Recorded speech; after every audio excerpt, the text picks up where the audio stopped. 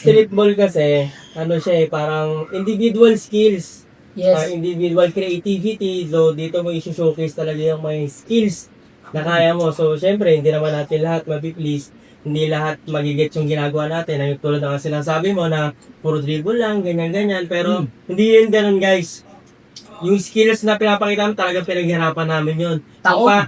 Taon. Bago namin Ilang years? Yung sa'yo ba? Hindi. Yung Taon. start ka. Ilang Taon. years? At yung umbaga yung... Nag-start ako parang mga 2016 ata.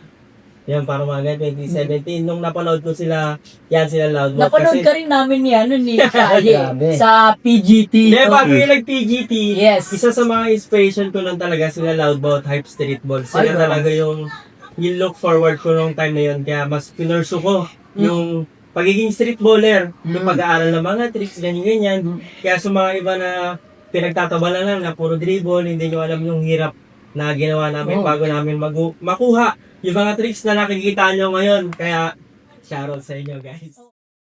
Filipino Mixtape Bolahan.